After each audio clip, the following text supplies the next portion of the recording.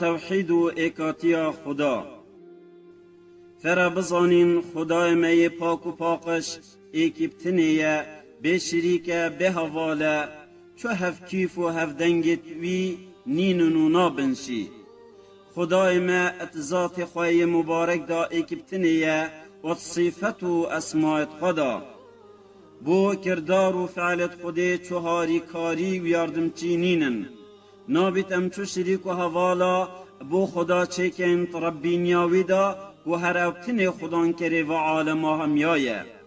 هر دیسا نابیتن عبادتی دا و الوهیتا خدا دا امچو حوالا و شریکا بو خود تعالی چی بکن. خود تعالی کرم کتون بیجیتن قل هو الله احد الله الصمد لم يلد ولم يولد ولم يكن له كفوا احد. دبیج ای محمد علیه الصلاة والسلام خدای من احد ایکیبتنیه بشریکه به حواله صمد همی مخلوق محتاج خدانه منت خدای هی خدا تعالی محتاجی کسکنینه و من نشب کسکنینه. نه خدا اش کسی بیه و نه کسی اش خدا بیه وکی خدا وشتی خدا کسکنینه و قط نابید جی. هر دیساد و آیتا جیری دا بوما آشکرات بیتن دمی کو خدا بیجیت پیامبر علیه الصلاة والسلام که بیجه اوا قریشیت مشرک جی چندات خرهاینه قل من رب السماوات والارض قل الله.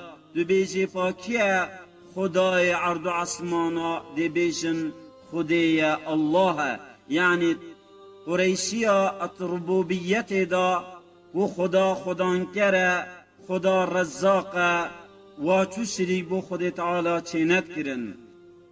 هندی که توحیده سه پارچا پکتیتن. توحید کو خود تعالی ایکیبتنی ذات و اسما و صفات خدا. خود تعالی ایکیبتنیت ربینیا خدا. خود تعالی ایکیبتنیت الوهیت خدا. یعنی عبادت و حکمی دا هر دی ساویت ویبتنی بناسین و بزانین. چوا خود تعالی رب کو او خالق و رازق و تدبیر امور تمی مخلوقای دست ویدا ویبتنی اف کائنات و مخلوق همیت خلقیت کرین. عینا وصا خدا اله جی یعنی فربس ام عبادتی بوی بکن و هر حکمی ویبتنی سرخوا جاری بکن.